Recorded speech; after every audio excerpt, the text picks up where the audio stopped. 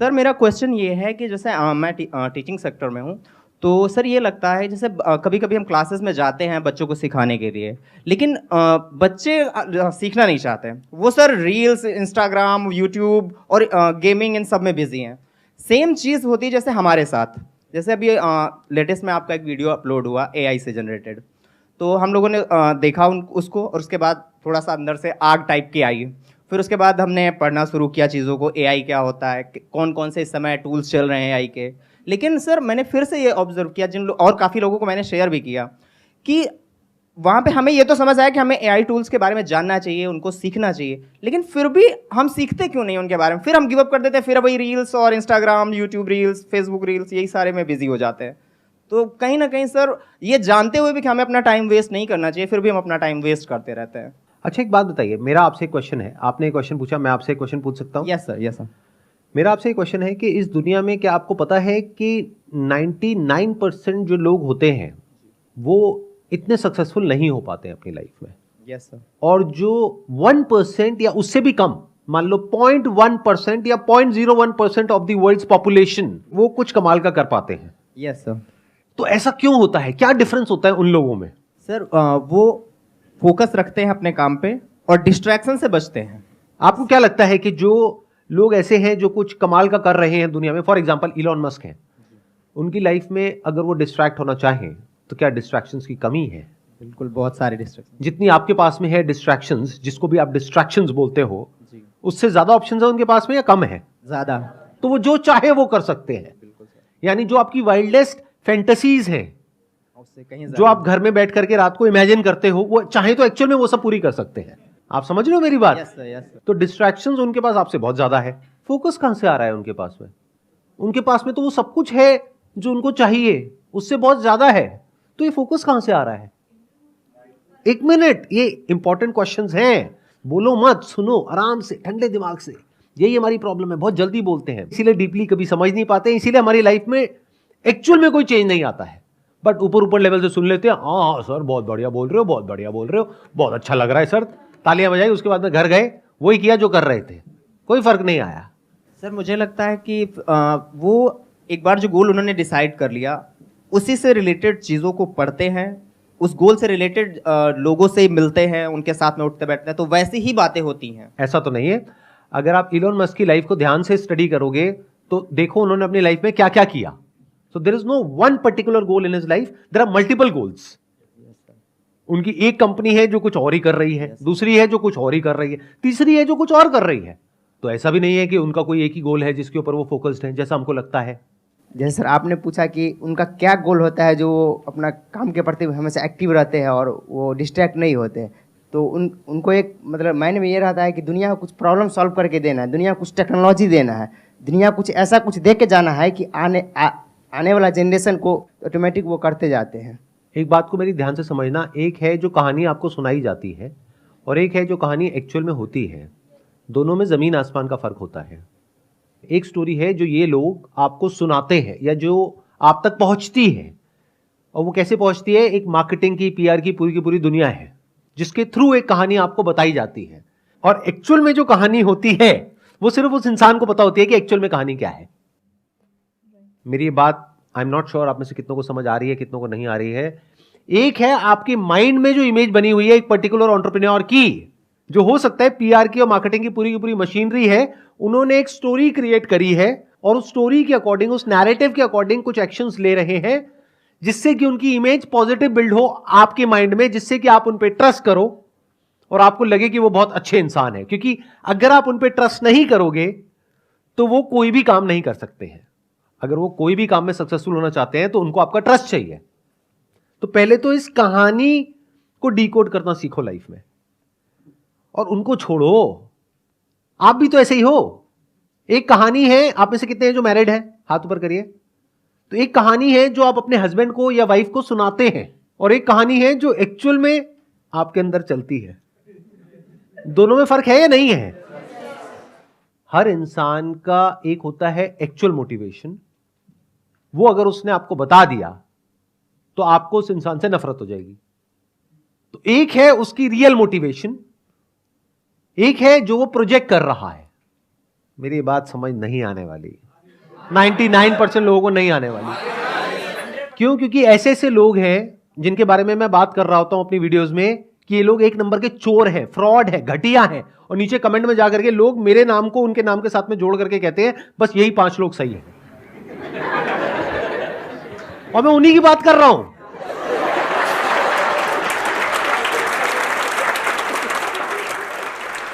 चलो आपको बड़े सिंपल तरीके से बोलता हूं, अगर अभी भी नहीं समझ पाए तो भगवान ही आपका मालिक है। मैं उन लोगों के नाम नहीं ले सकता क्योंकि बहुत बड़ी कंट्रोवर्सी हो जाएगी, बट द पॉइंट इज ऐसे लोग जो आपके माइंड में आते हैं 5-10 लोग जो आप कहते हो अरे ये बहुत बढ़िया है, ये बहुत बढ़िया है, ये बहुत बढ़िया है, ये बहुत बढ़िया है, there is a strong possibility उसमें से 99% बहुत ही घटिया लोग हैं अंदर से। अगर उनके एक्शंस को देखोगे, उनके वर्ड्स को नहीं देखोगे तो आपको समझ आना चाहिए एक इंसान किस तरीके से एक्ट कर रहा है, यानी उसके एक्शंस को डिकोड करना पड़ेगा, और जो वो बोल रहा है उसमें देखना पड़ेगा कि क्या कॉन्ट्रडिक्शन है। तब आपको समझ आएगा कि कौन असली है कौन नकली है। आपके लेवल पे जो 4-5 लोग हैं जो समाज पे कंट्रीब्यूशन कर रहे हैं, तो उनकी कंट्रीब्यूशन को देख के ही पता चल जाता है ना कि क्या वो लोगों के समझ के लिए भला कर रहा है कि क्या कर रहे हैं। नहीं पता लगता है क्यों? मैं बता देता हूं। 3 तरह के लोग हैं, आराम से फिट कर लेना इन 3 कैटेगरीज में लोगों को। एक वो है जो अंदर से भी करप्ट है, बाहर से भी करप्ट है, पता है ये आदमी तो चोर है। दूसरे हैं जिनके जो काम है वो बहुत ही घटिया है, लेकिन बाहर से इमेज ऐसी है कि वो बहुत अच्छे इंसान है, यानी उनकी बातें बहुत अच्छी है, बहुत पॉलिश्ड है, बहुत साफ सुथरी है, बहुत लॉजिकल है। आप सुनोगे आप मंत्र मुग्ध हो जाओगे सुन करके। आपके हाथ ये जो 2 अलग अलग हैं वो आ करके ऐसे जुड़ जाएंगे और आप ऐसे सर झुका लोगे, तो वाह क्या बात है। यानी उनकी बातें बहुत कमाल है, आप उनकी बातों में ऐसा खो जाओगे कि और कुछ आपको समझ ही नहीं आएगा, आपका मन करेगा बस बैठ करके उनकी बातें सुनते रहो।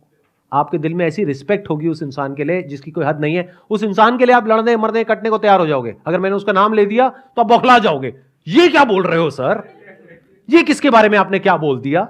ये दूसरी कैटेगरी के इंसान में फर्क समझ आ रहा है। बाहर से बहुत ही इंटेलेक्चुअल, लॉजिकल, प्रैक्टिकल, लेकिन जब उनके एक्शंस देखोगे तो वहां पे आपको सिर्फ ग्रीड नजर आएगी, सेल्फिशनेस नजर आएगी। ये दूसरी कैटेगरी हो गई। तीसरी कैटेगरी वो लोग कैसे होते हैं कि अंदर से करप्ट हैं, ग्रीडी हैं, सेल्फिश है, यानी उनको एक्चुअल में नहीं पड़ी है आपकी कि आप जियो मरो कुछ भी करो। बाहर से अपनी एक ऐसी इमेज बना दी कि मैं बहुत अच्छा इंसान हूं, फिर उस इमेज को इनकैश किया, और अगर आज उनके पास में 10 करोड़ है तो अगले 3 साल में उनके पास में 100 करोड़ आ गया, 1000 करोड़ आ गया, और उस 1000 करोड़ में से 10 करोड़ या 20 करोड़ वापस से रोटेट कर दिया आप ही लोगों में और अपनी इमेज को और स्ट्रांग कर दिया। कुछ बहुत बड़े लेवल पे गड़बड़ कर रहे हैं, लेकिन कुछ छोटे लेवल पे अच्छा काम कर रहे हैं, उस अच्छे काम को हाईलाइट कर रहे हैं, जो गड़बड़ है उसको छुपा रहे हैं, और दुनिया की नजर में बहुत अच्छे इंसान हैं। दुनिया उनके लिए लड़ने को, मरने को, कटने को तैयार है। चौथी एक कैटेगरी है जहां पर रेयरेस्ट ऑफ रेयर कुछ लोग होते हैं।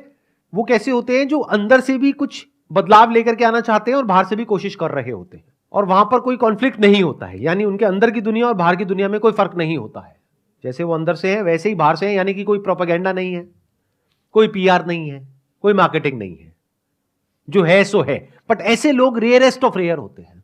अब ऐसे लोग कैसे बनते हैं? क्या ये आपका क्वेश्चन है? इस कैटेगरी में आपको आना है या बाकी की जो 3 कैटेगरीज है उसमें आना है? क्योंकि जो बाकी की 3 कैटेगरीज हैं उन लोगों के पास भी पैसा कम नहीं है, पावर कम नहीं है। अगर उस तरह से आप फोकस होने की बात कर रहे हो तो आपको क्या चाहिए? आपको ग्रीड चाहिए, आपके अंदर लालच होना चाहिए। बाहर से आप जो मर्जी दिखाते रहो, अंदर से डिजायर फॉर मोर होना चाहिए, हंगर फॉर मोर होना चाहिए। जिसके अंदर है वो आगे बढ़ता रहेगा, कितना ही आगे बढ़ जाओ कोई लिमिट ही नहीं है। जिसके अंदर नहीं है वो नहीं बढ़ेगा। इन सिंपल वर्ड्स, उसके लिए बर्निंग डिजायर चाहिए अंदर से वो करने का। तो रास्ते में जो भी आएगा आप उसको मिटा दोगे, हटा दोगे और आगे बढ़ते चले जाओगे अपने गोल की तरफ। तो क्या इस तरह के गोल सेटिंग की आप बात कर रहे हो? इस तरह की ग्रोथ की आप बात कर रहे हो जो आपके लिए तो अच्छी हो, बाकी सबके लिए चाहे बुरी हो उससे फर्क नहीं पड़ता है। जब आप ग्रोथ की बात करते हो तो आप ऐसे ही लोगों को देख करके चमकते हो और ऐसे ही बनना चाहते हो, चाहे आप एक्सेप्ट करो या ना करो। तो आपको इससे फर्क नहीं पड़ता है कि वो इंसान जो आपका आइडल है वो करप्ट है अंदर से या एक्चुअल में अच्छा इंसान है। आपको बस उसके जैसा बनना है, उसके लेवल पे आना है, चाहे उसके लिए उसको भी हटाना पड़े वहां से तो आप हटाने को तैयार हो, बाकी सबको कुचलना पड़े आप कुचलने को तैयार हो। आपको किसी से कोई फर्क नहीं पड़ता है। आप लोगों को नौटंकी ही समझ आती है, नौटंकी ही आपके लिए सच है। और सच क्या है वो तो आप देख ही नहीं सकते, डाइजेस्ट ही नहीं कर सकते। अगर सच देखते हो तो आपको लगता है कि ये कुछ बहुत ही गलत कर रहा है इंसान। फॉर एग्जाम्पल किसी सेलिब्रिटी की वीडियो देखते हो कि वो कह रहा है कि नहीं मेरे को तुम्हारे साथ में फोटो नहीं खिंचानी है, तो आप क्या कहते हो, कितना एरोगेंट है। जबकि सच यही है, कोई आपके साथ में फोटो नहीं खिंचाना चाहता है। जब नए नए स्टार बनते हैं, नए नए फेमस होते हैं तो बड़ा मजा आता है फोटो खिंचा करके। एक पॉइंट के बाद में जा करके इरिटेटिंग होता है। अब ये कोई नहीं बोलेगा, आप बोल देते हो, लेकिन मैं तो बोलूंगा, मेरे को आपके बाप का कर्जा थोड़ी देना है। मुझे आपसे कुछ चाहिए थोड़ी है। मैं तो बहुत केसेस में मना ही कर देता हूं। अगर जैसे कहीं जा रहा हूं, अगर तो वेला हूं, कहीं एयरपोर्ट पे बैठा हूं, टाइम पास कर रहा हूं, कोई आया फोटो, हाँ ठीक है खींच लो, चलो चले जाओ। और बहुत बार तो क्या होता है, लोग पहले अपने बच्चे को छोड़ते हैं, खुद नहीं आते हैं, क्योंकि पता है मैं बच्चे को तो मना कर नहीं सकता। तो छोटा सा बच्चा आता है, sir I am your biggest fan. मैं कहा मेरा नाम बताइयो। नाम तो नहीं बताया मम्मी पापा ने, बस इतना ही बोलने को कहा था। चल बेटा क्या चाहिए, फोटो खींचनी है, ठीक है आजा खींच ले। उधर से पापा मम्मी झांक रहे होते, आपको भी खींचनी, हाँ हाँ चलो खींचो जाओ। बट अगर ऐसा एक्चुअल लाइफ में आप होते हुए देख लोगे, ये जो लोग एक्सपोज करते हैं लोगों को, मैं तो खुद अपने आप को एक्सपोज कर रहा हूं इस वक्त, क्या मुझे बहुत अच्छा लगता है आप लोगों के साथ में फोटो खिंचा करके? अरे नहीं, बिल्कुल नहीं लगता है। यहां पे हर सेशन में आकर के लोग ये समझते हैं, सोचो मेरे हफ्ते में 2 सेशंस होते हैं, हर सेशन में 200 लोग आते हैं, तो वो किस एक्सपेक्टेशन में आते हैं कि मैं आऊंगा और एक एक के साथ में सेल्फी खिंचाऊंगा। ये आपकी एक्सपेक्टेशन है। क्या ये मेरे टाइम का सही यूटिलाइजेशन है?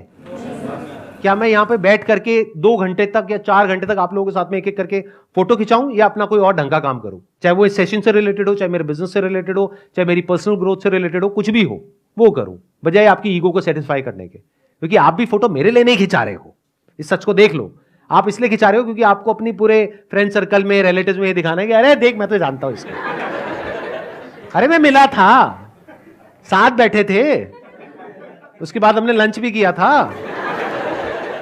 So I'm not concerned about your desires, as rude as it may sound. I'm concerned about your needs. दोनों में बड़ा फर्क है। डिजायर तो इस पूरी दुनिया में एक भी इंसान के सारे पूरे नहीं करे जा सकते हैं। जो नीड्स है वो सबकी पूरी करी जा सकती है। तो I am working on what is required, what is needed, not what you desire. क्योंकि आपको खुद भी नहीं पता है आप जो दुखी हो अपने डिजायर्स की वजह से ही हो। बट वो एक बहुत बड़ा टॉपिक है, तो अभी हम उसको शुरू नहीं करेंगे, नहीं तो हम कहीं और ही चले जाएंगे। आपके अंदर डिजायर्स भी और फियर्स भी हैं, बट आपके फियर्स आपके डिजायर से बड़े हैं। तो आप अपने एक लेवल पे जाकर के अटक गए हो, क्योंकि अगर उस लेवल को छोड़ा बड़े लेवल के लिए, तो हो सकता है वो लेवल भी हाथ से चला जाए। तो आपके अंदर डर है कि अगर मैं इससे नीचे आ गया तो क्या होगा। तो ये डर आपको आगे बढ़ने नहीं देता है। मतलब जिसके अंदर फियर डिजायर से बहुत ज्यादा है, वो लाइफ में आगे नहीं बढ़ पाएगा, एक लेवल पे आकर के रुक जाएगा। 99% लोग ऐसे ही हैं। बट कुछ लोग ऐसे होते हैं जिनके अंदर डिजायर फियर से बड़ा होता है। They are not afraid to fail, तो they are craving deep within for success, but they are not scared of failure, because they know कि सक्सेस तक पहुंचने के लिए फेलियर से होकर के ही निकलना पड़ेगा। बट ये सारी जो साइकिल है, that is all driven by greed, जिसको आप डिजायर बोलते हो, या फियर। ये 2 तरीके हैं जिस तरीके से पूरी दुनिया जीती है। तीसरा भी एक तरीका है जीने का, that is driven by love. And what is love? To love means to unite with the whole universe. That is the essence of love. Love की शुरुआत होती है जब आपके अंदर यह डिजायर उठता है कि मुझे खुद को जानना है। जब तक इस दुनिया को जानने की भूख है, तब तक you are driven by desire and fear, because इस यूनिवर्स का नेचर ही ऐसा है, या तो ये आपके अंदर लालच पैदा करेगा या फियर्स पैदा करेगा। बट अगर किसी के अंदर ये डिजायर आ गया, चाहे मेरे सेशन देख करके, चाहे यहां से, चाहे वहां से, कहीं से भी, कैसे भी, ये जो लिखा हुआ है डिस्कवर योरसेल्फ, कहीं से डिजायर आ गया, ये पनप गया अंदर, who am I, self inquiry, self understanding. So if you can see that we are all interconnected, interdependent, we are all one whole block, then you're driven by love. And when you are acting out of love, not out of fear or desire, which is self-centric. Desire और fear का basic nature ही यही है, basic structure ये है, it's always self-centric. उसको सिर्फ खुद की पड़ी है. जैसे इंसान को सिर्फ खुद की पड़ी है. एक जंगल है, वहां पर मान लो करोड़ों जानवर हैं. उस पूरे जंगल को 1 मिनट में हम लोग मिटा देंगे अपने फायदे के लिए. तो इस डिजायर की वजह से और फियर की वजह से हम किसी भी हद तक जा सकते हैं, कुछ भी कर सकते हैं. But once you are acting out of love, तो you are free even from this identity of being a human. Then you are just a being, and that is a very different way to live.